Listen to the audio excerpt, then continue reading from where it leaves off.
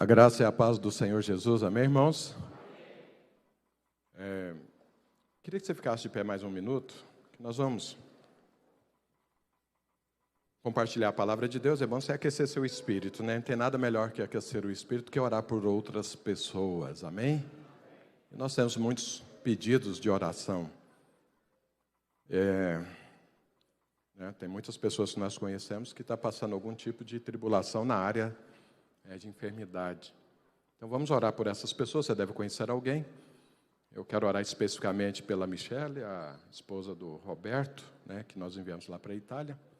Ela, graças a Deus, está caminhando um processo de recuperação, mas ainda está internada e o estado ainda é preocupante. Então vamos orar por ela e vamos orar por todas as pessoas que você conhece que estão em algum tipo de enfermidade. É muito importante que você tenha empatia com as tribulações, dificuldades das pessoas, que isso é o Espírito de Jesus Cristo. Jesus só morreu na cruz porque Ele tem empatia por você. Ele olhou, amou, se colocou no lugar. Isso é o Espírito de Cristo. Isso faz parte, isso é a essência do cristianismo. Aquele que tem Jesus tem o seu Espírito. O Espírito de Jesus é se compadecer do próximo. Amém, queridos? Deus te restaura e te prepara para que você seja bênção na vida dos outros. E ser bênção é liberar poder. Uma das formas de ser bênção. E foi uma direção de Jesus Cristo. Vai e cure os enfermos. Então nós temos poder para isso, que se não tivéssemos Jesus, não ia mandar curar os enfermos. Amém? Então não é para interceder por eles, é para curar os enfermos. Então vamos liberar esse poder agora, amém? Vamos orar então? Pai de amor, em nome de Jesus Cristo, nós colocamos diante do Senhor agora todos aqueles que estão sendo atribulados por enfermidades. Senhor, que haja, Senhor, fé nessas vidas, fé no Teu poder, fé no Teu amor, fé na obra do Calvário, em nome de Jesus, que eles tomem posse da sua cura, em nome de Jesus, e nós como igreja ordenamos a toda enfermidade, sai dessas vidas em nome de Jesus Cristo. Ordenamos que a Michele seja completamente restaurada, em nome de Jesus Cristo. Receba o poder de Deus, o vigor do Senhor, em nome de Jesus.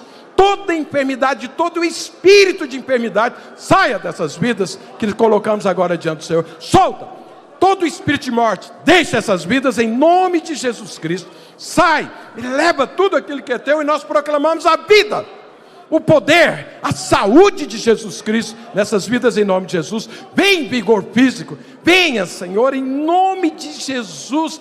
Fé nessas vidas, para que elas tomem posse da sua cura. Receba o vigor do Senhor, receba a expectativa da cura, em nome de Jesus, em nome de Jesus Cristo. Aleluia, amém? Fala para o seu irmão, seja uma bênção em todo o tempo, em toda hora, em todo lugar. Agora você pode sentar.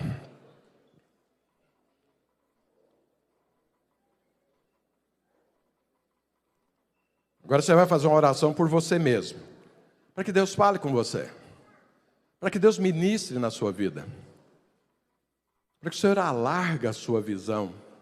Amém, queridos? Então feche seus olhos e ore enquanto eu intercedo por você nesse momento. Pai de amor, em nome de Jesus, abre os nossos olhos, alarga a nossa visão, dá revelação da Tua palavra, para avançarmos, para ampliarmos a visão, ó Deus, para enxergarmos como o Senhor enxerga, em nome de Jesus Cristo.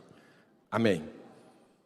Irmãos, nesses dias, pelo menos quando eu comecei a ministrar, mesmo que eu não estou ministrando aqui, mas estamos seguindo uma direção, então os irmãos veem que esses ensinos são concatenados em termos daquilo que é importante para mim e para você, para termos êxito nesse ano.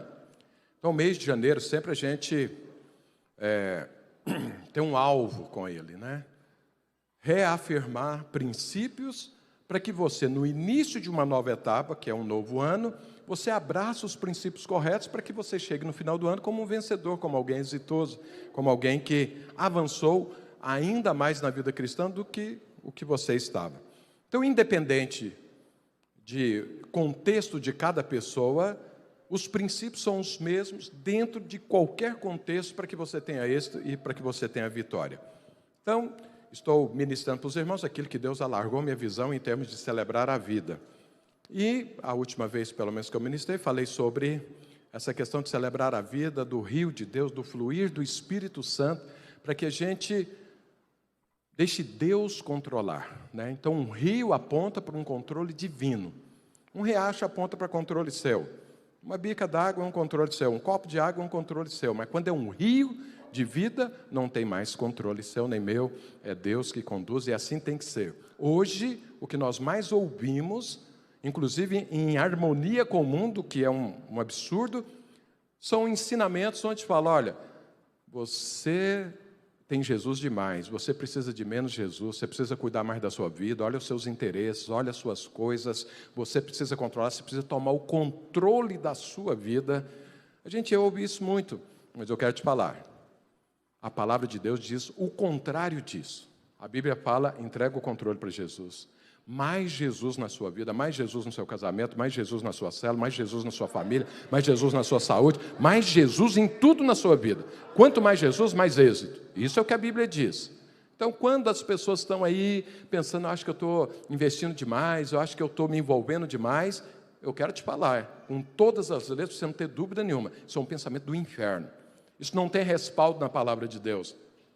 Duvido muito que alguém vai encontrar um único versículo na Bíblia que diz isso. Diz exatamente o contrário. E nessa linha, eu quero continuar falando para você, compartilhando, sobre êxito. Então, olha, nós já compartilhamos isso, inclusive o nosso jejum foi para você renovar a sua visão e fazer um compromisso com ela. Por que a visão é importante? Porque visão, irmãos, ela determina onde você vai chegar. Quanto mais alargada é a sua visão, mais longe você vai. Quanto mais restrita é a sua visão, menos você avança. Eu só tenho condições de conquistar aquilo que eu enxergo. O que eu não enxergo, eu nunca vou conquistar. Então, a nossa visão tem que ser o mais próximo possível da visão de Deus. Até que vai chegar um dia, lá na Nova Jerusalém, que todos vão enxergar 100% como Deus vê. Nós ainda estamos nesse processo e nós temos muitas coisas que nos atrapalham nisso, inclusive a nossa própria carne. Então, se a minha visão é restrita, o meu voo de conquista é um voo de galinha. Eu não sei, todo mundo aqui é meio urbano, não sei se você já viu galinha voar. Muitos nunca viram, né? Pois é. Ela voa assim, 5 metros ela abaixa, mais 10 metros ela... Não, 5 metros, 10 metros eu acho que ela nunca chega, mas aquele voo assim, né? Isso é uma visão restrita, a galinha enxerga pouco. Mas a águia faz parte do grupo que mais enxerga. O voo é mais alto e é mais longe. Pergunta para o seu irmão, Deus te compara com águia, não com galinha. Então veja, a nossa visão tem que ser alargada para a gente ir mais alto e mais longe em nome de Jesus. Amém? Agora, você conhece pessoas que têm uma boa visão. Você conversa com elas, elas descrevem assim muito claramente o que ela está enxergando. Mas às vezes ela não chega. Às vezes ela não vai.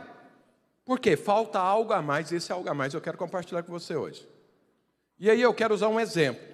E deixa eu falar algo para você, irmão. Em nome de Jesus, não pegue exemplo do mundo de êxito, aparente êxito, para que você siga, ou para que você aprenda. Eu recebo demais mensagens, né? Eu não sei porquê, mas as pessoas gostam muito de mandar mensagem para mim. Eu acho bom, porque eu leio, me acrescenta muito, e também me faz enxergar determinadas coisas, que às vezes eu fico frustrado.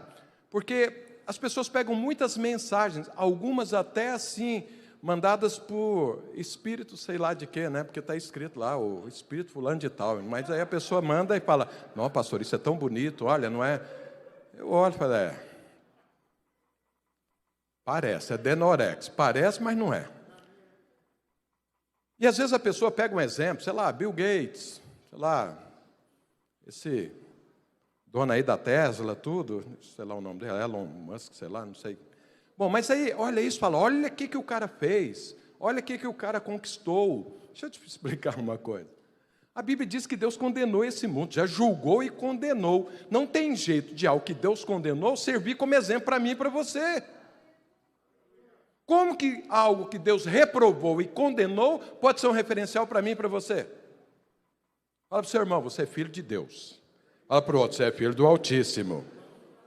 Então, não pegue como referencial aquilo que Deus condenou. Se o mundo está condenado, ele não é referencial em nada para mim e para você. Mas na palavra de Deus está cheio de referenciais.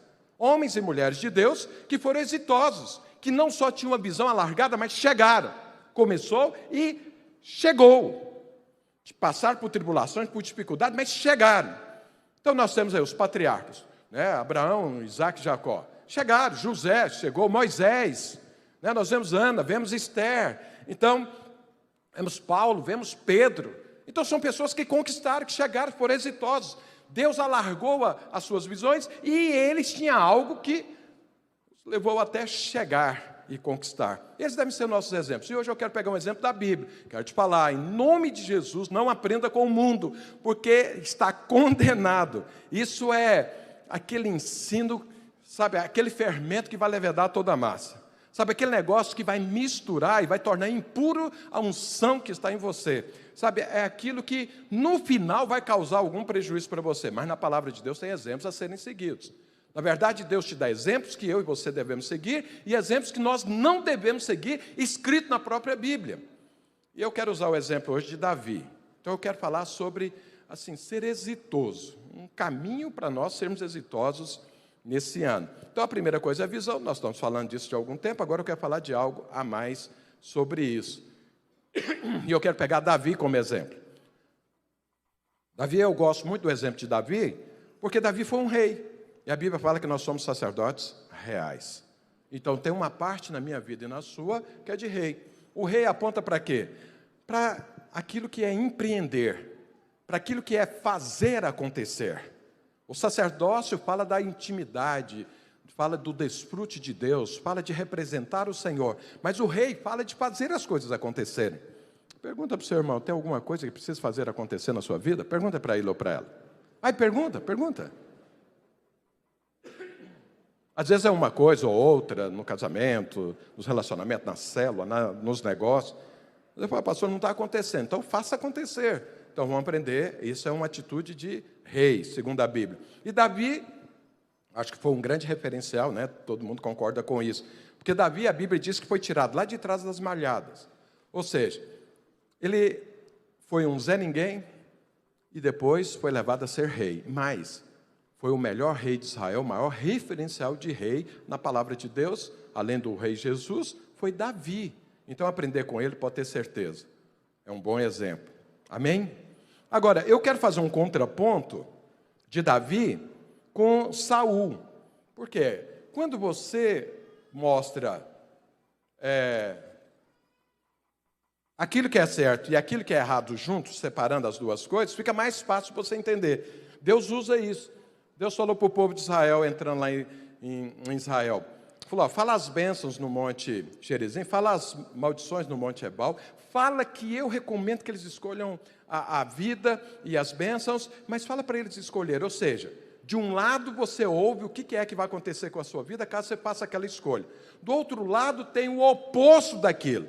Então, esse oposto é um contraponto para te levar a escolher a bênção, minha vida. Então, Saul, que foi o primeiro rei de Israel, foi um rei reprovado por Deus.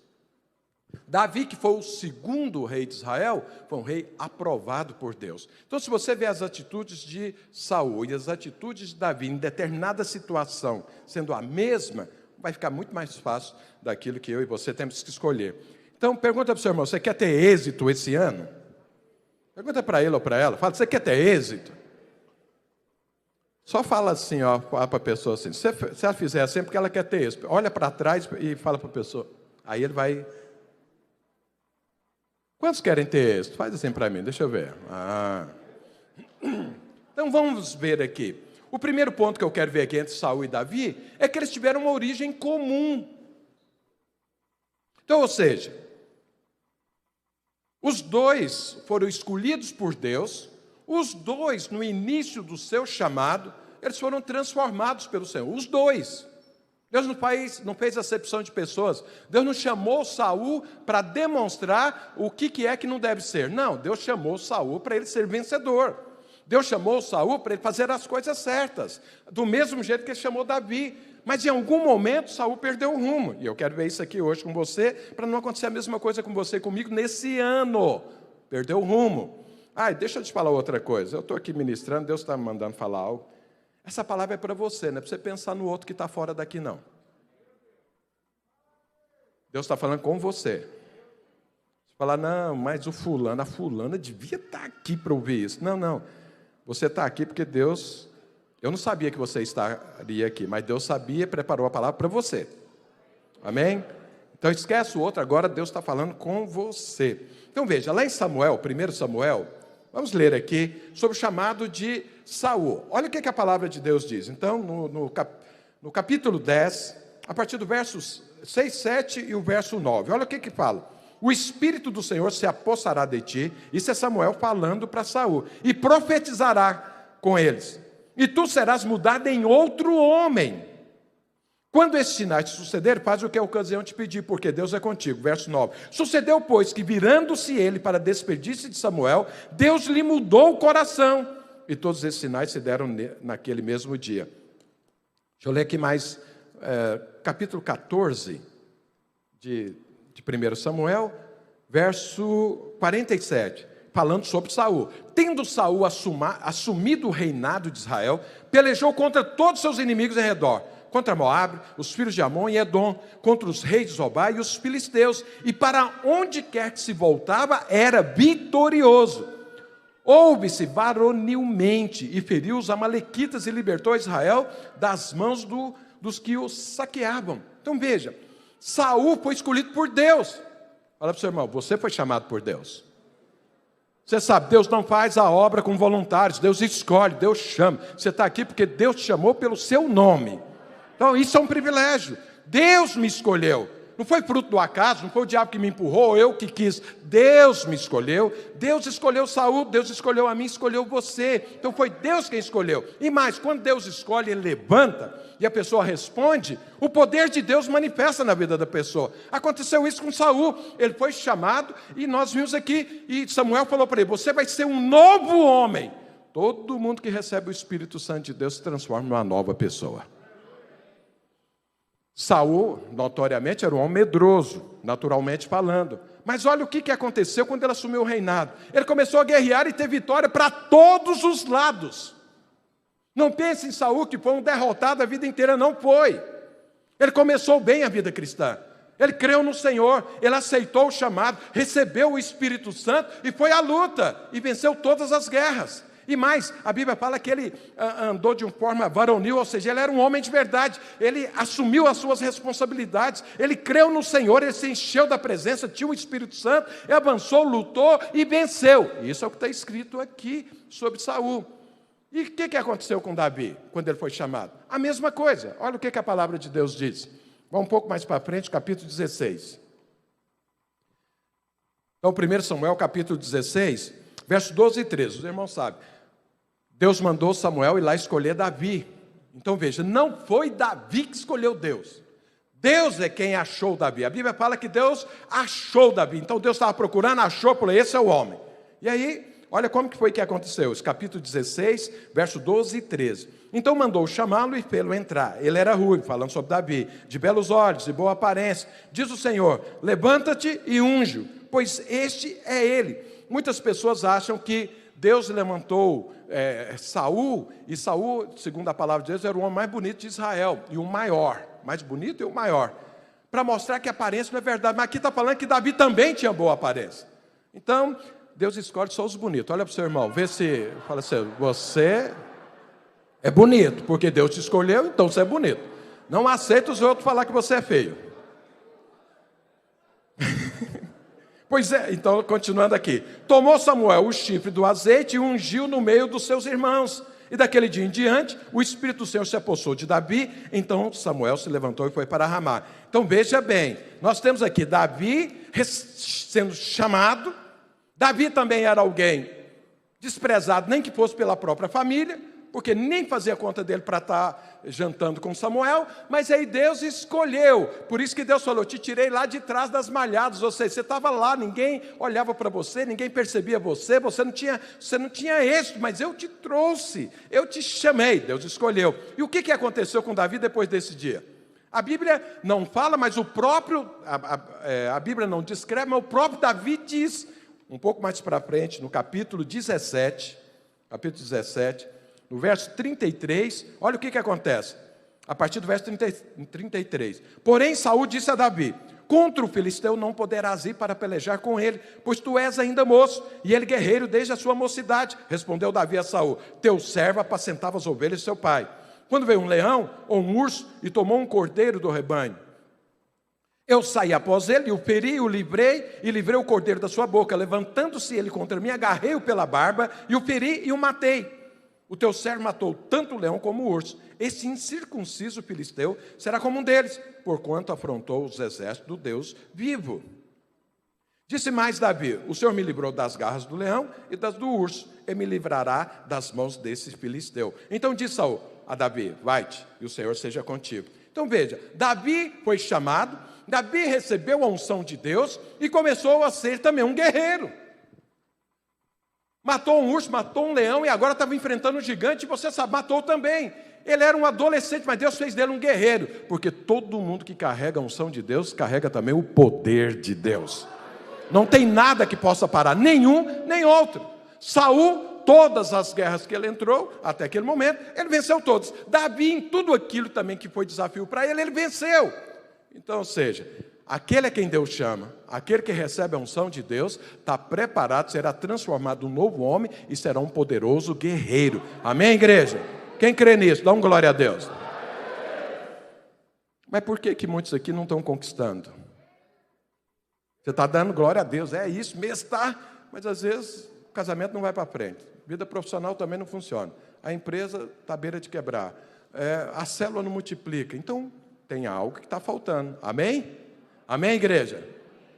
Agora você ficou desanimado da vida.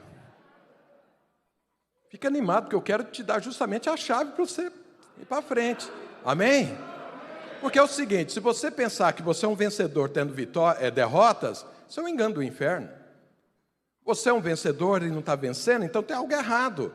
Mas veja, o fato de você estar numa tribulação não significa que você não é um vencedor. A questão é, a tribulação destruiu você ou edificou sua vida? Não, edificou, então é um vencedor. Não, destruiu. Eu conheço muita gente destruída por tribulação.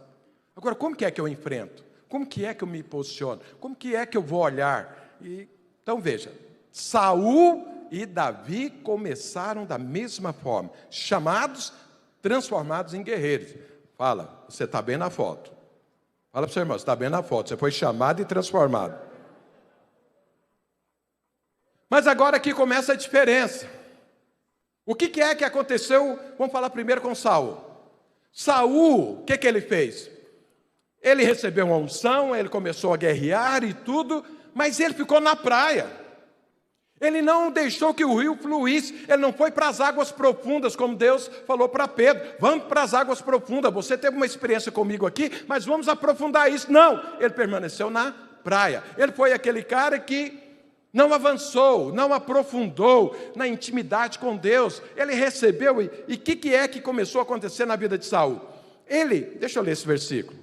Olha como que, está aqui tem que achar agora, 14, 1 Samuel 14, verso 52, olha o que a Bíblia fala, por todos os dias de Saul, houve forte guerra contra os filisteus, pelo que Saul, a todos os homens fortes e valentes que via, os agregava a si.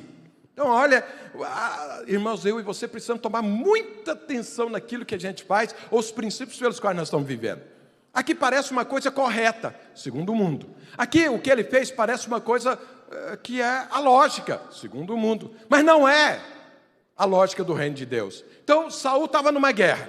Saul tinha guerra constante. Ele estava vencendo as guerras. Ele precisava de um exército. Mas o que é que estava na cabeça dele? Eu preciso de homens valentes. Para ter um exército valente. Quem é que pode discordar disso? Ninguém discorda disso. Então todos os homens valentes que ele encontrava, ele chamava para o seu exército, e ele tirava e ia formando um exército. O que aconteceu? Esse exército começou a conquistar, ele teve muitas vitórias, mas aí tem um problema, porque Saul começou a pensar que o fato dele vencer era o seu exército qualificado, era ele que era qualificado. Ele era o homem mais bonito, mais alto, ele era da tribo de Benjamim, muito provavelmente, que todos da tribo de Benjamim lançavam funda com as duas mãos, mão direita e mão esquerda, e não errava nada. Acertava um grão de feijão daqui lá atrás com a funda. Bom, isso aí não está escrito não, mas eu imagino que era assim. Então veja, eles eram, porque a Bíblia fala que exímios lançadores de funda, com a mão direita e com a mão esquerda. Saul também era assim, ele era um guerreiro, ele lutava, matava pessoas, ele era qualificado naturalmente. E ainda tinha um poder de Deus. E aí o que aconteceu? Ele foi crescendo nisso. Sabe, todas as vezes que você pensar que para você ter êxito você precisa de uma equipe qualificada, esse é o início da derrocada. Por quê? Quanto mais qualificações naturais, mais nós vamos descansar nelas. E Saul foi crescendo nisso, a ponto da vontade de Deus, da palavra de Deus, não ter mais valor para ele. Por quê? Ele agora era um guerreiro vitorioso, ele agora tinha um exército de homens valentes, e que estava vencendo todas. Então ele não orava mais, ele não buscava mais o Senhor, ele não participava mais das 40 horas de jejum, ele não tinha que mais fazer curso nenhum na igreja, porque ele sabe fazer. Ele é forte, ele tem vitórias, ele conquistou, ele tem uma equipe boa. Então, para que é que eu preciso de ficar ouvindo tanto o Senhor? Tanto é que a arca da aliança ficou no canto. E ele continuou. E ele foi crescendo nesse caminho. E aí chegou uma hora, olha o que ele faz. Depois que ele foi para uma batalha, voltou, foi vitorioso e voltou. Aqui no capítulo 15, verso 12. Madrugou Samuel para encontrar a Saul pela manhã. E anunciou-se aquele. Já chegou Saul ao Carmelo. E eis que levantou para si um monumento, e dando volta passou e desceu a Gilgal. Deus falou para Samuel: Saul perdeu o rumo, não posso tê-lo mais como rei, eu não sou mais importante na vida dele. Ele agora acha que o dinheiro dele, a qualificação dele, os cursos que ele fez, o seminário que ele fez, o conhecimento que ele tem, as experiências pelas quais ele passou, as vitórias que ele teve, ele não precisa mais de mim, porque ele sabe fazer. Então ele não pode ser mais rei. Aí Samuel vai conversar com Saul, vai falar com Saul, aí avisam para ele: não, Saul passou lá pelo Monte Carmelo. Veja, todos os reis que dependem de Deus vão para a batalha, assim que volta, levantam um altar a Deus, para agradecer o Senhor. Saul não, fez uma estátua para si, fez um monumento. Ele não fez uma estátua dele, mas fez um monumento lá em honra a Saul. A braveza, a valentia, as habilidades de Saul e do seu exército, fez um monumento. Ou seja, a arca saiu do centro, o monumento agora é o centro. Agora é ele, agora são as coisas dele, que é prioridade para ele. Sabe, é quando você se converte, é cheio do Espírito Santo, é solteiro, está buscando casar, não sei mais o que, ora, jejua, busca, santifica e casa. Agora o seu casamento virou a prioridade, não é mais o Senhor. O foco agora é o casamento. Não, eu preciso cuidar do meu casamento, eu não posso mais liderar, eu não posso ir na cela, é muito culto, é muito curso. Não, eu tenho que cuidar do meu casamento. Foi isso que Saul fez. É quando você ora, Deus pede uma direção, Deus, você quer abrir um negócio, Deus fala: abre isso, e você começa e a coisa vai para frente. Mas acontece que o negócio cresce, o negócio prospera, e aí você olha e fala: puxa vida, é muita coisa para fazer. Não dá para eu conciliar minha vida e a vida de conexão com a igreja. E aí você agora é só um ouvinte. É só um membro ouvinte na igreja. Você agora está deixando o seu reinado, porque você tem muita coisa para cuidar. Foi isso que Saul fez. Fez um monumento para si. Ele agora está defendendo o reino dele. Ele esqueceu que ele era um preposto de Deus à frente do reino de Israel. Não, o reino agora é dele. Ele tem que cuidar do reino. E a arca? Deixa a arca ali. Quando eu tiver uma necessidade, eu busco. Mas o monumento agora é o centro do meu reino. Ou seja, é a minha prosperidade. Ela é importante.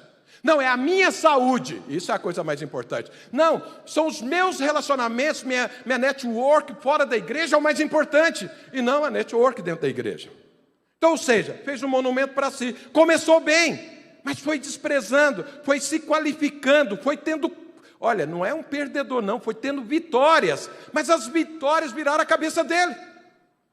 As vitórias o levou agora a olhar só para aquilo que é dele. E Deus, ele não deixou de ser crente. Ele não deixou de falar que representava o Senhor.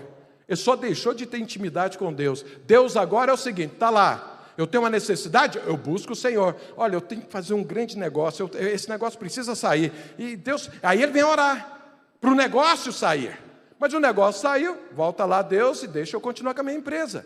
Eu estou com um problema no meu casamento, eu preciso conversar, eu preciso de uma orientação, então Deus, uma necessidade, me ajuda aqui. Aí pronto, aquele problema resolveu. Mas aí agora o casamento vai viver a maneira dele, não de Deus.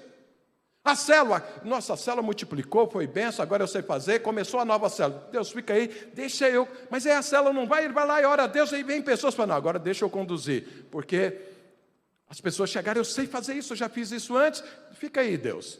É assim, levantar um monumento para si, é quando você perde o rumo e está trabalhando agora em função de você. Você é crente, você tem o Espírito Santo, mas o seu foco agora é você. Eu vejo algumas pessoas até da igreja, tem algumas pessoas que hoje ensinam as pessoas a prosperarem e ganhar dinheiro. Sabe, irmão, não tem nada contra prosperar, desde que não seja o seu alvo de vida.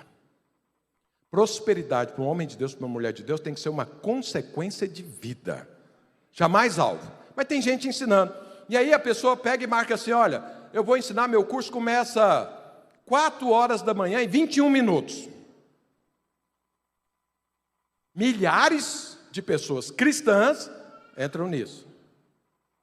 Bom, já está errado o princípio, porque a prosperidade tem que ser uma consequência. Mas não, ele põe isso, é 4 horas e 21 minutos, e o cara vai em 10 maneiras de ficar rico, eu quero. Ele pôs ele no centro e ele se submete a isso. Mas se eu falar para ele, vamos orar pelo encontro, 4 horas e 21 minutos, não, mas o que é isso? Você está maluco, pastor? Você não sabe que eu tenho que dormir?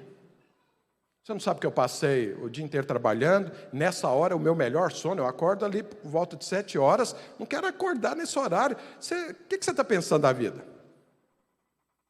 Mas um curso para ganhar dinheiro, ele faz isso. Quer dizer, trocou as coisas. Aquilo que é do Senhor não é mais o centro.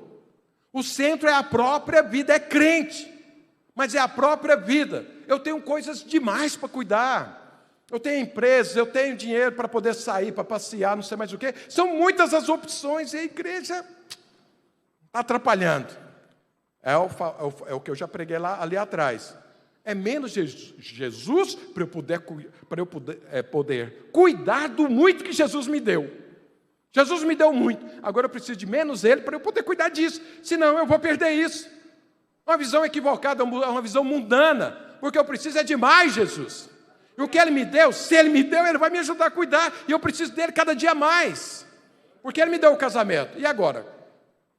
Quem casa obrigatoriamente vai ter o melhor casamento do mundo? Quem é casado sabe que isso é falácia. Você precisa de Jesus para casar e precisa mais dEle ainda para manter casado. Então, você precisa de Deus para começar uma empresa, precisa mais ainda para manter essa empresa. Você precisa do Senhor para você começar a liderar uma célula, mas precisa dele mais ainda para manter essa célula multiplicando e cheia de vida. Sabe, Saul esqueceu disso. Saul pensou o seguinte, não, agora eu sei fazer, agora eu tenho muito, agora eu tenho um reino. Eu não era nada, mas agora eu tenho muita coisa para cuidar. Então, deixa eu fazer um monumento para mim. Pergunta para o seu irmão, como vai o monumento que você está construindo?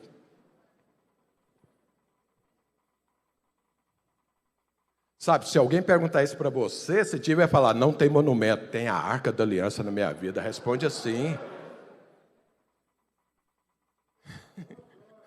E Davi? O que aconteceu com Davi? Davi foi rei. Os irmãos conhecem a vida de Davi demais, nós pregamos isso, nossa, quanto nós pregamos, você já leu a Bíblia, você já ouviu isso inúmeras vezes. Davi estava lá servindo Saul, mas quando ele foi expulso dali, passou a ser perseguido, e aí começou o reinado de Davi, quando ele foi expulso. E com quem que ele começou o exército dele? 400 excluídos da sociedade. Saul buscava aqueles que eram fortes, valentes, qualificados. Deus deu para Davi 400 que ninguém queria. Começou assim o exército dele. Por quê? Desde o início, Davi estava aprendendo. E que Davi fez? Rejeitou esses 400? Ele podia falar, não, eu era general do exército de Saul, lá é só gente qualificada, só gente valente.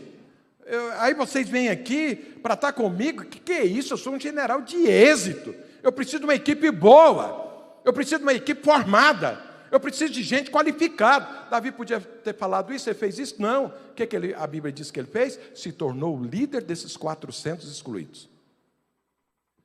Sabe, você olha para alguém e fala, não, ele é assim porque tem uma equipe qualificada.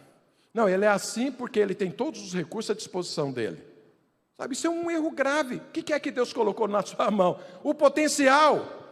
Fala, pastor, minha ação não tem jeito de multiplicar, não. Não tem jeito. Ninguém quer nada com nada. Mas quantas pessoas tem lá? Uai, tem 20.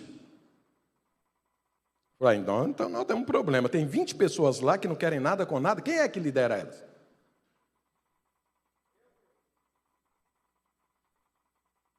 Uai, então, está faltando alguma coisa aí nessa liderança. Para inspirar, para alargar a visão, para ministrar sobre essas pessoas, para transformá-las, para levar o Senhor até elas, para gerar expectativa, gerar sonhos na vida dessas pessoas, gerar o propósito correto para elas quererem ter isso. Davi fez isso. Assumiu 400 excluídos e transformou-os nos maiores guerreiros. Já passou pela face da terra. Os valentes de Davi saíram desses 400. Gente que uma pessoa lutava contra 800 e vencia a guerra. Já viu isso? Como eu já falei, era... Como que é o negócio do X-Men? Eles faziam parte dos X-Men. 30 valentes de Davi que fazia tudo. Então Davi começou assim. Mas foi assim que começou. Princípio diferente de Saul. Mas o que é que foi mais importante que Davi fez? Olha aqui em 2 Samuel. 2 Samuel, capítulo 6. Aqui nós já estamos pegando Davi quando ele assumiu todo o Israel.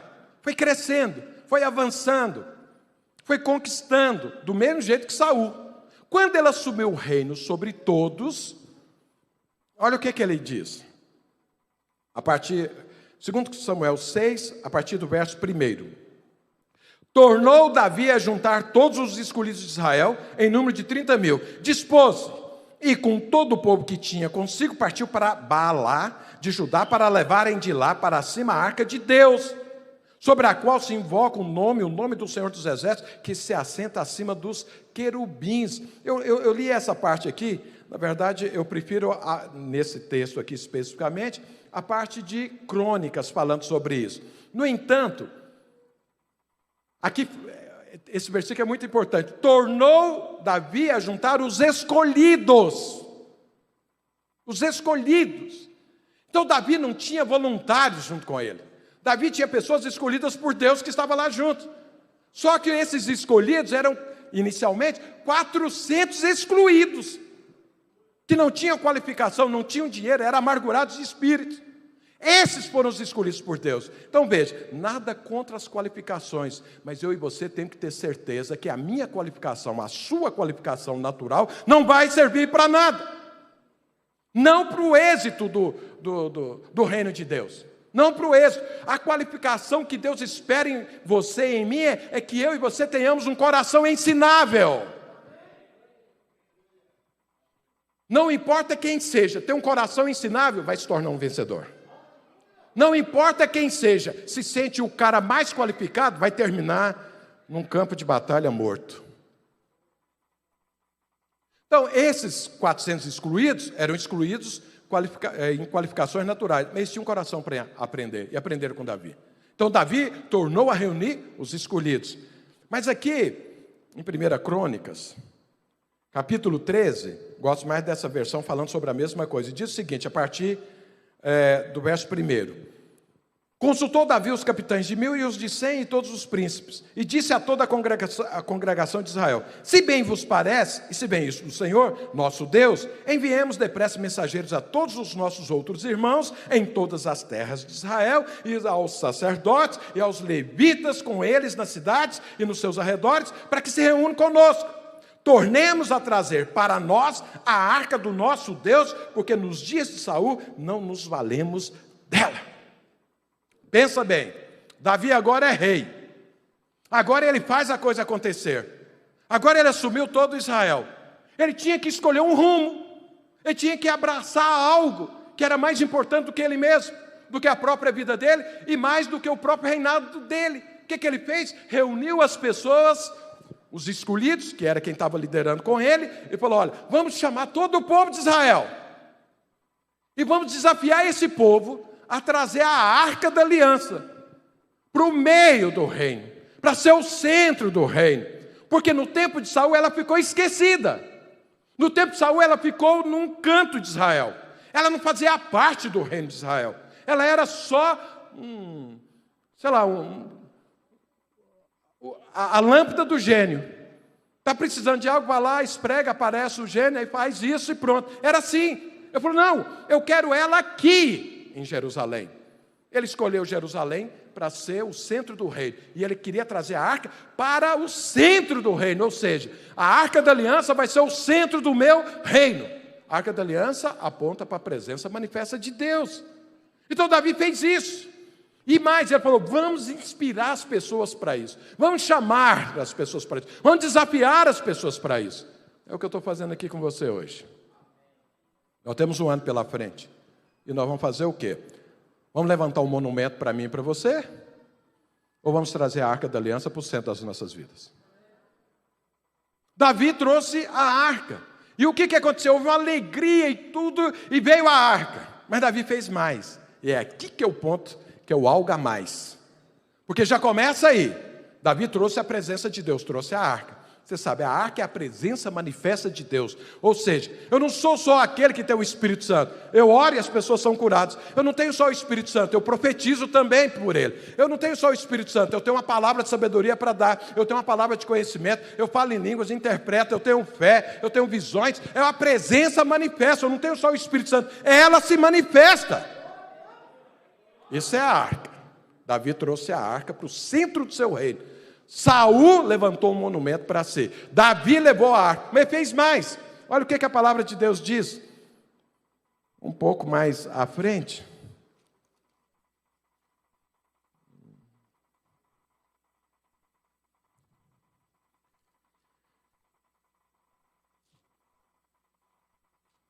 Eu perdi a... está aqui, 16. Deixa eu te contar a história primeiro, o contexto, para você ver o quanto isso foi importante. Você sabe que a arca da aliança, ela ficava no tabernáculo que Deus mandou Moisés construir. O tabernáculo tinha 3 partes: o átrio, que era descoberto, e onde ficava o altar do holocausto, onde todo israelita chegava lá e oferecia seu sacrifício. E tinha uma parte coberta, que tinha 2 partes, o lugar santo e o lugar santíssimo. Antes, bem na porta da entrada, tinha lá a bacia de bronze. Os sacerdotes, os únicos que podiam entrar nessa parte coberta, tinham que sair, lavar as mãos e os pés e entrar. Quando eles entravam na parte coberta, tinha então o lugar santo. O lugar santo tinha lá o candelabro, tinha o altar do incenso e a mesa dos pães da proposição. Aquele era o trabalho dos sacerdotes diariamente: colocar azeite no candelabro, para o fogo não se apagar, colocar incenso e brasas no altar para não se apagar e manter o lugar cheiroso, o perfume de Cristo, e colocar os pães de semana a semana lá na mesa da proposição para que houvesse alimento ali. Era ali que eles se alimentavam, era ali que eles comiam, era ali que eles trabalhavam, todos os sacerdotes. Mas tinha uma parte mais profunda, mais ao fundo, chamado lugar santíssimo. Lá ficava a arca da aliança, e a arca, né, era uma arca, um baú, com uma tampa chamada de propiciatório. E ali, na tampa do propiciatório, era quando Deus falava com Moisés, depois falava com Josué e falava com os sumos sacerdotes ali. Nesse lugar, só podia entrar uma única vez por ano, e só o sumo sacerdote. E mais, ele tinha que entrar primeiro com o incensário, né, fazendo fumaça e tudo, porque ele não podia olhar para a arca. A arca ficava encoberta. Ele entrava, oferecia o sangue e saía, ele nem via a arca. Então era assim que funcionava o tabernáculo de Moisés. O que aconteceu? Quando o povo entrou para Canaã e conquistou Canaã, o tabernáculo ficou numa cidade chamada Siló, e ficou ali. Na época de Eli, já muitos anos depois, quase 400 anos depois, eles vão guerrear contra os filisteus e perdem a guerra. Perdem uma batalha, não tinha perdido a guerra, perdeu uma batalha. Aí o pessoal reuniu e falou, vamos fazer o seguinte, vamos lá pegar a Arca da Aliança e trazer para cá. Porque a Arca da Aliança é a presença de Deus, não sei mais o que, e nós vamos ganhar a guerra, porque nós estamos sem a presença de Deus, vamos trazer a presença de Deus. Aí foram lá. Quem foi que carregou a arca? Rofini e Finés, se não me engano, o nome deles. Eram os filhos de Eli. Só que eles eram sacerdotes, era da linhagem lá do sumo sacerdote. No entanto, eles se prostituíam dentro da igreja. Trouxeram a arca. Eles trouxeram a arca como? Como um amuleto de sorte. Como aquelas pessoas que batem na porta 3 vezes, para põe uma ferradura atrás da... Deixa a Bíblia aberta no Salmo 91 para não ter nenhum problema. É assim que eles viviam. O que aconteceu? Trouxeram a arca. O que aconteceu? Foi para a guerra e aí esse cara, aquela euforia e tudo. Os filisteus estavam do outro lado ao ver a euforia, falaram, não, agora não perdemos a guerra. Mas guerreou, os israelitas perderam e os filisteus levaram a arca. Quando eles levaram a arca, por lá no templo deles, de Dagon, e colocaram a arca diante do ídolo deles, lá da estátua, que era imensa e tudo. No outro dia eles foram lá, Dagon estava caído, com a cara no chão diante da arca. E aí eles viram que a arca, a presença de Deus, é infinitamente mais poderoso do que o Deus deles. E começou a dar peste lá, e muito problema, e os sábios dele falaram, o problema é a arca, vocês pegaram a arca, vocês não podiam tocar na arca, trouxeram a arca para cá, vocês trouxeram, foi mais uma maldição, porque isso é a presença de Deus lá para os israelitas. Eles pegaram a arca e enviaram.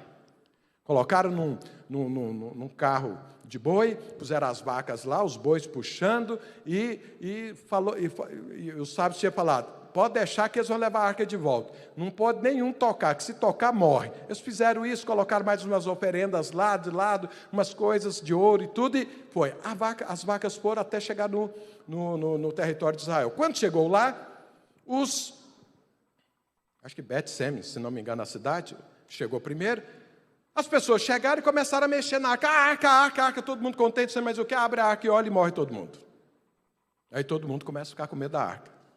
E aí fala assim, olha, pegaram a arca, e tinha um levita lá, mandaram lá para a casa do tal de Abinadab. E a arca ficou ali. A arca não voltou para o tabernáculo em Siló. A arca ficou ali. E aí o que acontecia? De tempos em tempos, quando tinha uma necessidade, eles iam lá, pegavam a arca, com levitas cobria ela, para ninguém ver, não sei mais o que, e ia para ter vitória. Ela ficou ali, o tabernáculo lá em Siló, o tabernáculo de Moisés lá, e a arca lá na casa de Abinadab. Olha, essa arca ficou ali mais ou menos uns 70 anos. Terminou a época de Samuel, a arca lá. Começou a época de Saul e a arca lá. Quando Davi assumiu, ele falou, vamos trazer a arca para Jerusalém. Agora eu te pergunto o seguinte, Davi tinha que levar o tabernáculo para lá, porque a arca tinha que ficar lá dentro do tabernáculo, lá no lugar santíssimo. Mas ele fez isso? Não. O que ele fez? Lá em Jerusalém, ele fez uma tenda, e pôs a arca lá no centro da tenda. O tabernáculo continuou lá em Siló. Ele não trouxe o tabernáculo para Jerusalém, ele trouxe a arca. E aí, uma inovação, porque a arca agora estava no centro de uma tenda que todos olhavam para a arca. Agora veja bem, isso aí, Davi é um tipo de Cristo no Velho Testamento. E Davi viveu na graça de Deus na época da lei. Ninguém podia olhar para a arca, mas Davi colocou lá para todo mundo ver. Então é como se Davi tivesse trazido para a época dele o rasgar o véu, e agora todo mundo podia ver a arca. Ele fez mais. O tabernáculo de Moisés, ninguém adorava, ninguém falava nada, ninguém cantava, era um silêncio. Agora Davi fez o seguinte, ele juntou e colocou as pessoas para continuamente, ou seja, 24 horas por dia, ficar celebrando em volta da arca. Celebrando e adorando. Vamos ver isso, está escrito, para você não pensar que eu estou indo além. Está aqui. Eu preciso descobrir onde é que está isso. 4 e 6. Olha aqui. 1 Crônicas, capítulo 16, 4, a partir do verso 4. Designou dentre os levitas os que haviam de ministrar diante da arca do Senhor, e celebrar, e louvar, e exaltar o Senhor, Deus de Israel, a saber, Asaf, o chefe, Zacarias, o segundo, e depois Jeiel, Semira... E Asaf fazia ressoar os símbolos. Os sacerdotes Benai e Jeazã estavam continuamente com trombetas perante a arca da aliança de Deus. Verso 7, olha aqui. Naquele dia foi que Davi encarregou pela primeira vez a Asaf e a seus irmãos que celebrassem com hinos o Senhor. Foi a primeira vez. E aí no verso 37 ainda diz: então Davi deixou ali, diante da arca da aliança do Senhor, a Asaf e a seus irmãos, para ministrarem continuamente perante ela, segundo se ordenara para cada dia. Oh, Deus bendito. Davi inovou, fez algo que ninguém tinha feito nada antes. Você imagina os antigos falando: mas essa arca não era para ficar aí não, Davi. Essa arca é para ficar lá no tabernáculo. Mas Davi falou: não, vai ficar aqui. Todo mundo vai ver, nós vamos celebrar a vida. Vamos celebrar a vida aqui. E essa vida vai fluir nesse reino. Porque é isso que eu estou esperando. Sabe, o apóstolo Tiago, quando fizeram o primeiro concílio de Jerusalém, ele lá falando sobre as coisas que deveriam acontecer, ele diz o seguinte: o profeta, porque os judeus queriam o quê? Voltar para a lei. E Paulo estava defendendo que nós estávamos num outro tempo, o tempo da graça, o tempo da nova aliança. E aí Tiago, fechando a reunião, diz o seguinte: olha, isso que Paulo está falando, confere com as profecias. Porque o profeta profetizou que Deus viria num tempo onde ele iria restabelecer o tabernáculo de Moisés? Não, o tabernáculo de Davi. Essa tenda que Davi fez, essa arca, que é a arca de Deus que ele colocou lá, essa forma de adorar a Deus, foi chamado de o tabernáculo de Davi. Deus não repreendeu, Deus aprovou tanto que depois o Tiago está falando, a nova aliança é restaurar esse tabernáculo, ou seja, colocar Deus no centro e celebrar a vida diante de Deus continuamente. A nova aliança é para isso. A nova aliança não é para você fazer um monumento, a nova aliança não é para você ficar rico, não é para você casar ou ter filhos, ou viver as coisas que esse mundo vive e desfrutar e desejá-las. Não! A nova aliança é para você olhar para a arca e celebrar a vida diante do Senhor. Tiago falou: a nova aliança veio para celebrar, veio para restaurar o tabernáculo de Davi. Não foi o tabernáculo de Moisés, passou o tabernáculo de Moisés, acabou. Agora é o tabernáculo de Davi que funciona. E mais, se você ler na Bíblia, a Nova Jerusalém, ela é cópia do tabernáculo de Davi. Ou o tabernáculo de Davi é cópia da Nova Jerusalém. O que é a Nova Jerusalém? Tem lá a cidade, uma praça lá no meio, tem o trono de Deus, e todos veem a face de Deus, e todos adoram e celebram a Deus continuamente, a eternidade afora. A Nova Jerusalém é o tabernáculo de Davi. E aí o que Davi fez? Ele criou algo novo, porque ele era profeta, era um homem segundo o coração de Deus. Ele tinha um pensamento de Deus, ele tinha a visão de Deus, ele tinha aquilo que Deus tinha no seu coração. E o que é que Deus tem no coração dele? Fluir a vida dele por todos aqueles que o amam, que o adoram, que são seus filhos. Davi, enquanto estava sendo celebrado e todo mundo vendo a presença de Deus, enquanto celebrava a vida ali, enquanto adorava ali, enquanto cantava louvores ali, o que acontecia? Daquela arca, que é o trono de Deus, onde Deus estava, sai um rio. Eu preguei sobre isso aí, é um rio que vai fluindo e que leva vida onde há morte. Davi entendeu isso. Davi entendeu isso antes de Ezequiel. Davi entendeu isso antes de Paulo, antes de Pedro. Então ele falou: nós precisamos celebrar, porque o rio de vida vai fluir. E à medida que o rio de vida flui, ele destrói toda a morte em volta. Então veja, Davi, ele não tinha como alvo as vitórias. As vitórias eram consequência do fluir do rio de Deus que colocou lá no centro do reino dele. Eu e você não temos que pegar e marcar alvos para termos vitórias. Nós precisamos ter alvos de fluir a vida, de celebrar a vida. E à medida que a vida é celebrada, as pessoas são curadas. Você é curado junto. O seu casamento funciona. A sua célula multiplica. A sua empresa avança. A sua prosperidade acontece. Porque a morte vai sendo destruída pela vida que vai tomando conta. Saul pensava o contrário. Eu preciso de Deus para resolver meu problema. Davi fala, para Deus vir nessa necessidade, mas eu sei como conduzir. Davi falava, eu não sei nada. Ou Deus flui, ou Deus flui. Se Deus fluir, eu sou vitorioso. Se Deus não fluir, eu vou perder. Então que Deus flua no meu reino. Davi, irmãos, você não vê na palavra de Deus defeitos de Saul. Saul, não é numa época que os homens poderiam ter quantas mulheres quisessem, só casou com uma única mulher. Você nunca viu um problema moral da vida de Saul. Você nunca viu falar que Saul foi caloteiro alguma coisa. Agora Davi, meu irmão, está escrito os pecados de Davi na Bíblia. Se você ler o Salmo, você vai ver que ele era um cara que tinha angústia, tinha dúvidas, tinha medo, tinha um monte de coisa. Mas acontece que um homem assim, que sabe quem ele é, que ele não é nada, ele sabe, eu preciso do rio de Deus, porque eu não sou nada. Se não fluir, não vai acontecer nada. Mas Saul não, ele era o certinho. Ele vivia na lei, era tudo certinho, tudo quadradinho. Então chegou uma hora que eu não preciso mais de Deus. Eu sei fazer as coisas. Só preciso de Deus numa necessidade extrema. E aí eu vou lá buscar. Mas Davi não, eu preciso de Deus 24 horas. Eu não sei conduzir minha família. Você sabe como foi o desastre da família de Davi. Você sabe que ele pecou. Você sabe que ele mandou matar o marido ainda da mulher com quem ele adulterou. Você sabe das angústias, dos medos. Ele certa vez, ele se fingiu de doido com medo dos outros matá-lo. Davi falava, eu não sei o que vai ser da minha vida amanhã. Mas ele sabia, por tudo isso, eu preciso mais ainda do Senhor.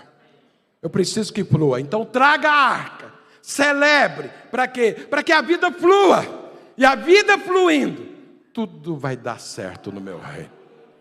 A vida fluindo, eu vou ser um vitorioso. A vida fluindo, eu vou prosperar. A vida fluindo, meu casamento funciona. A vida fluindo, a célula multiplica. A vida fluindo, a igreja cresce. A vida fluindo, a minha empresa conquista. Eu preciso da vida fluindo. E para a vida fluir, precisa ter celebração da vida.